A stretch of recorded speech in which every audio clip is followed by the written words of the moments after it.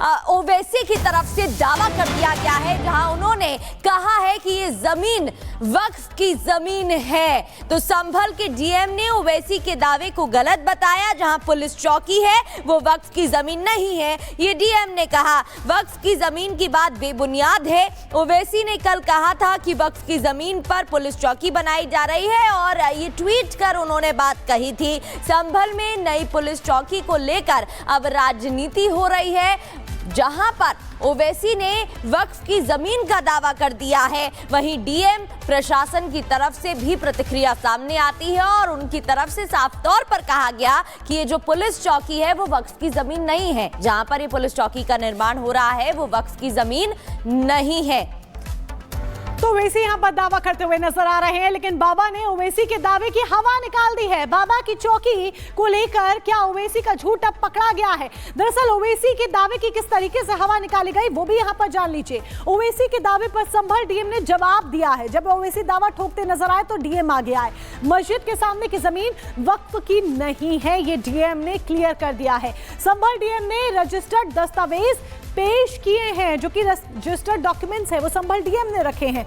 मस्जिद के सामने पुलिस चौकी का निर्माण किया जा रहा है, सत्यव्रत नगर चौकी इसको नाम दिया गया है और यही एक बड़ी वजह है कि ओवैसी के पेट में दर्द हो रहा है। ओवैसी ने वक्फ की जमीन होने का दावा किया था कि जो जमीन पर चौकी बन रही है वो दरअसल वक्फ की है। सत्यव्रत रखा जाएगा पुलिस चौकी का नाम, ये भी आपको यहाँ पर बता दें। सुरक्षा को देखते हुए पुलिस चौकी का निर्माण किया गया है। 24 नवंबर को हिंसा की तस्वीर जो सामने आई उसके बाद ये फैसला लिया गया, कदम उठाया गया। 24 नवंबर को सर्वे के दौरान हिंसा हुई थी, उसी के बाद ये अहम कदम, बड़ा कदम उठाया गया है। संभल हिंसा में 4 लोगों की मौत भी हो गई थी, आपको बता दें। और उसी के बाद ये देखते हुए कि दोबारा से किसी भी तरह के हालात संभल में ना बिगड़े, शांतिपूर्ण संभल का माहौल बना रहे, बरकरार रहे, इसको देखते हुए खास तौर पर चौकी का निर्माण किया जा रहा है ताकि 24 घंटे पैनी नजर रखी जा सके, कड़ी निगरानी रखी जा सके। लेकिन इसी चौकी का नाम जब सत्यव्रत नगर चौकी रखा गया तो यहां पर ओवैसी को, भाईजान को दर्द होना शुरू हो गया। यही एक बड़ी वजह कि वक्फ का दावा किया जा रहा है कि ये वक्फ की जमीन पर बनी है पुलिस चौकी। और चलिए हमारे साथ ग्राउंड जीरो से साहिल जुड़ गए हैं। साहिल, सत्यव्रत चौकी का निर्माण कराया जा रहा है, क्यों? क्योंकि यहां पर हिंसा हुई थी और पुलिस लगातार निगरानी रख सके और व्यवस्था भी लगातार प्रशासन देख रही है। लेकिन इस बीच भाईजान को पच नहीं रही है बात।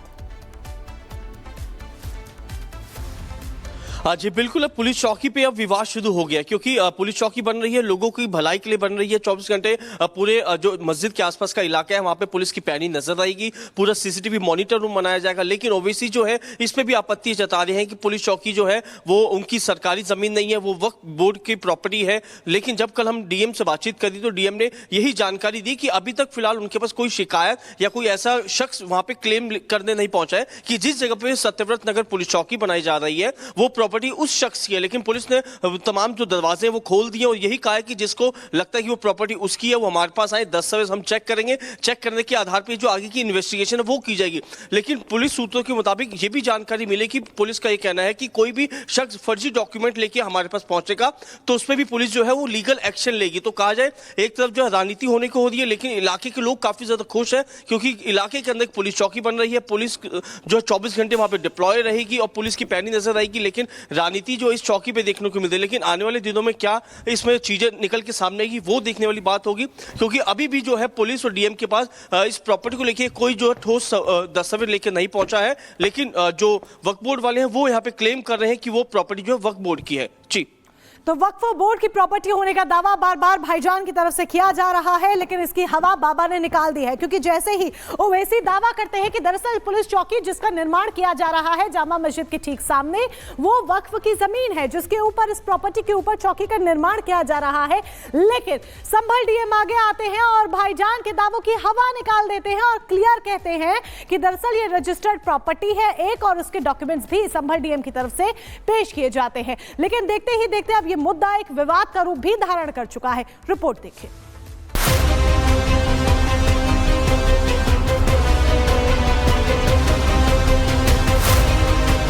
24 नवंबर 2024 वो तारीख थी जब संभल मस्जिद के बाहर सर्वे के दौरान हिंसा भड़क उठी थी।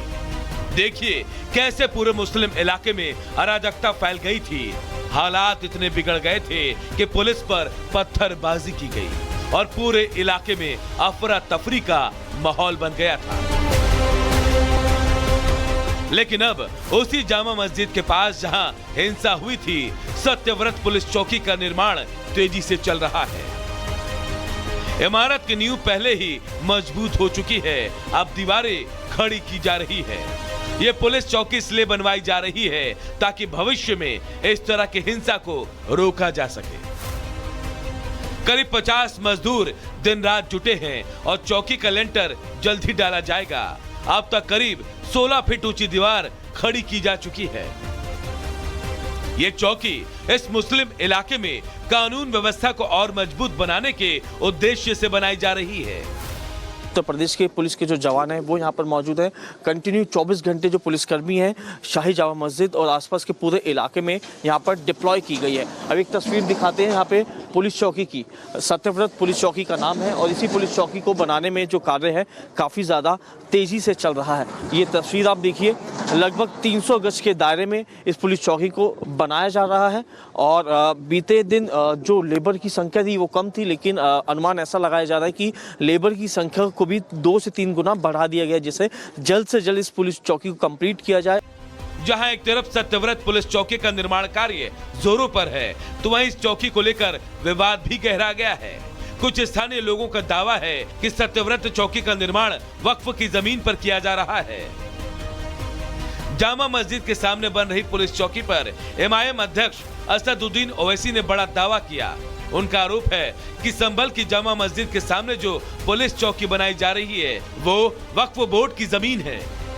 पुलिस स्टेशन, पुलिस आउटपोस्ट, शराब खाने तो आप बहुत खोल चुके हैं मुस्लिम इलाकों में। आप ये चीजों को खोलिए, स्कूल को खोलिए, अस्पताल को खोलिए। शक करने की सोच को आप मजबूत कर रहे हैं इस तरह की हरकतें कर संभल में।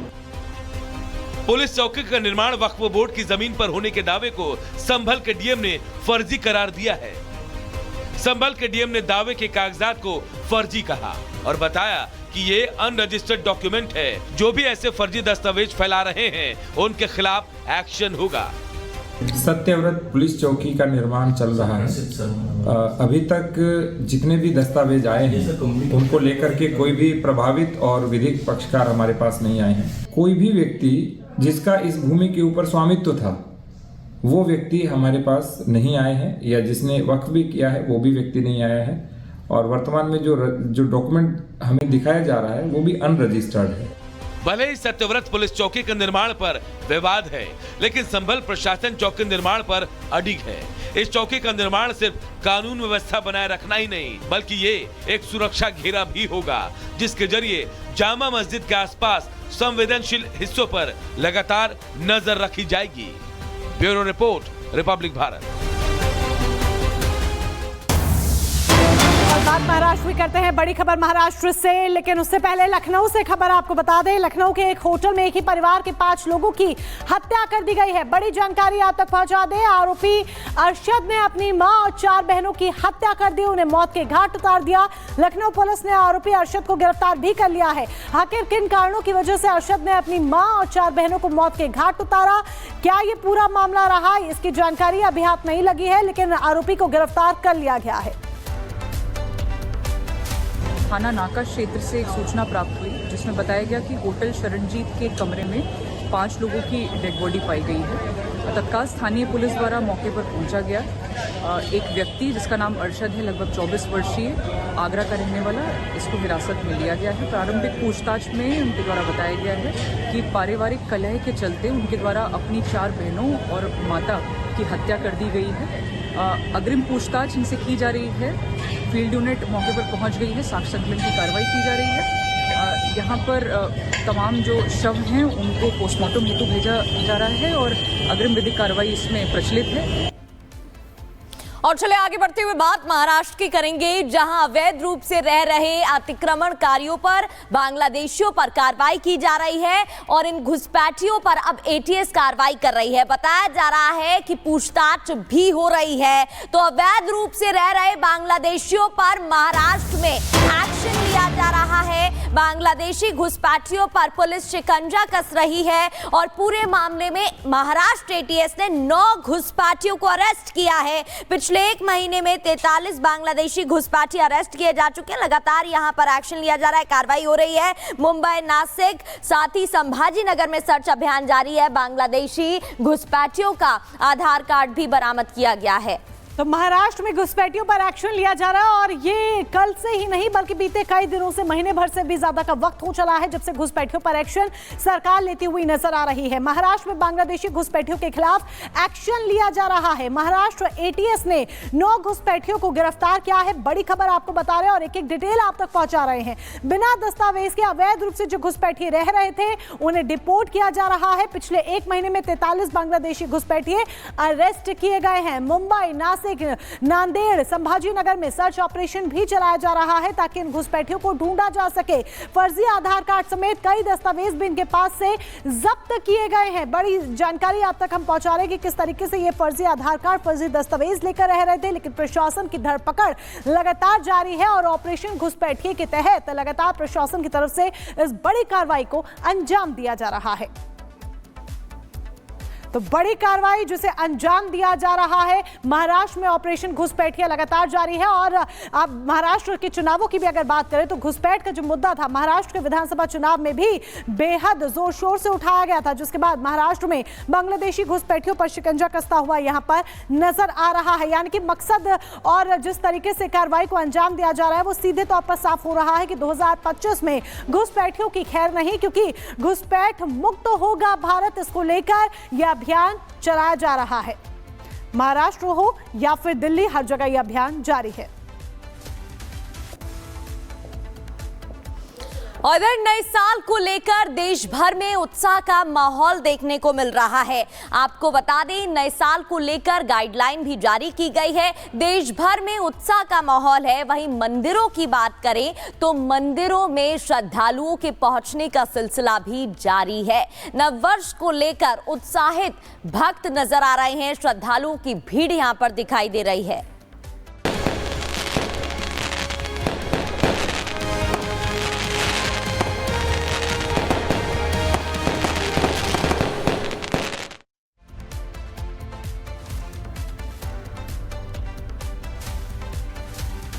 और तमाम तस्वीरें भी देश भर से सामने आ रही हैं जहां नए साल को लेकर लोगों में उत्साह देखने को मिल रहा है। क्या बात मंदिरों की हो या फिर बात आप दिल्ली की करें, अयोध्या की करें, मथुरा की हो या वाराणसी की हो, लोगों की भीड़ उमड़ती नजर आ रही है। ये तमाम तस्वीरें टीवी स्क्रीन पर आप देख रहे हैं। हरिद्वार, गुवाहाटी, दिल्ली, वाराणसी, मथुरा, अयोध्या, साथ ही उज्जैन, तिरुपति और राजधानी दिल्ली से तस्वीरें आप देख रहे हैं जहां मंदिरों में भक्तों के पहुंचने का सिलसिला जारी है। वो नए साल की शुरुआत भगवान का आशीर्वाद लेकर करना चाह रहे हैं और सुबह से ही भक्तों की लंबी कतारें मंदिरों में नजर आ रही हैं। और ये तस्वीरें आप देख रहे हैं, चाहे बात उत्तराखंड के हरिद्वार की हो या फिर बात, अब आप ये तस्वीरें देख रहे हैं जहां नया साल विदेश में कैसा बना है और दुनिया में कैसा देखने को मिला है। चाहे बात बर्लिन की हो, पेरिस की हो, साउथ अफ्रीका की हो, केन्या की हो, सीरिया की हो, ये तस्वीरें आप देख रहे हैं हांगकांग, ताइवान,